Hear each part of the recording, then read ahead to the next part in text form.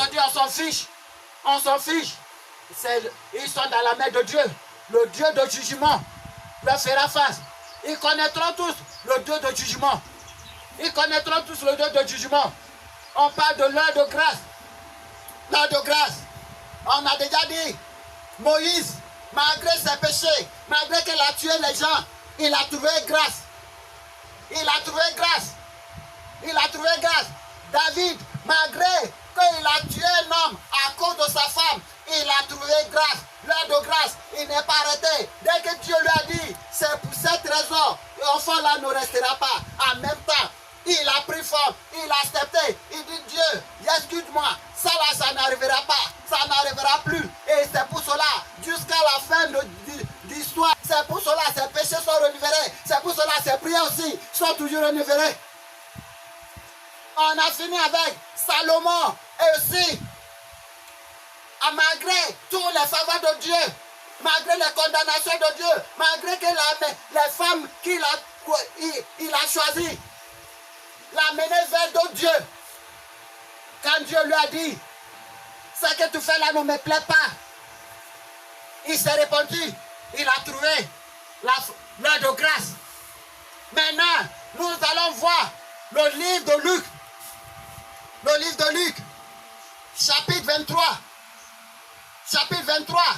Une personne que l'heure de grâce l'avait tellement sauvée. Le livre de Luc, chapitre 23. Je vais lire. Verset 35, vite. Verset 35. Le peuple, je vais lire verset 35 jusqu'à 43, par la grâce de Dieu. Le peuple se tenait là. 35 ans, le peuple se tenait là et regardait.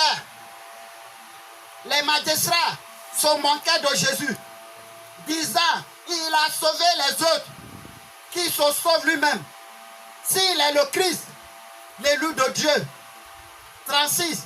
Les soldats aussi se moquaient de lui, s'approchant et lui présentant du vinaigre.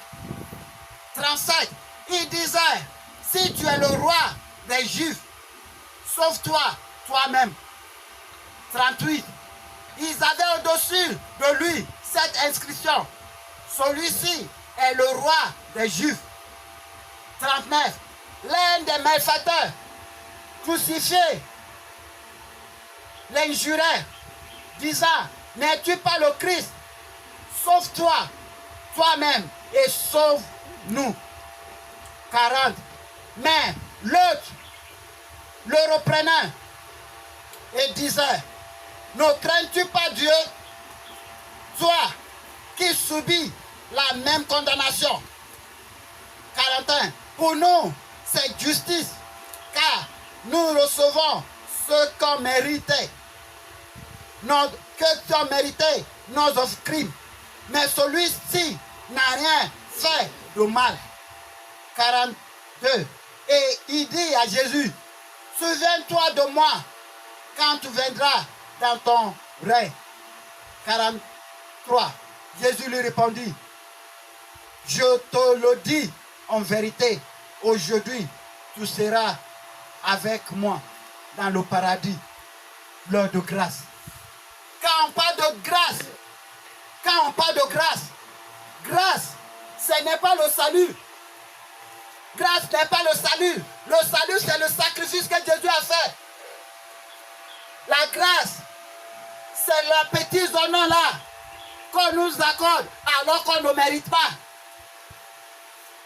La grâce, c'est cet honneur là qu'on nous accorde alors qu'on ne mérite pas.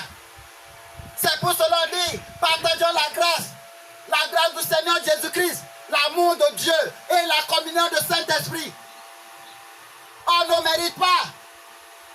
Ce bégat ne mérite pas. Il est déjà condamné. Lui, il est déjà condamné. La mort est déjà certaine pour lui. Son cas est comme quelqu'un qui est sur la peine de mort. Le jour de sa mort est déjà arrivé. Il l'a conduit jusqu'à dans la salle où il sera mouturé. disons qu'elle sera tuée par le piqûre. Ils sont déjà amenés là-bas. Ils ont déjà mis sur le lit. Ils ont déjà prêté tout. Mais dès que c'est l'heure de mettre un appel à venir pour dire non, ne le tue plus. Il n'est plus coupable. Imaginez la joie de cette personne-là qui est sur le point d'être tuée.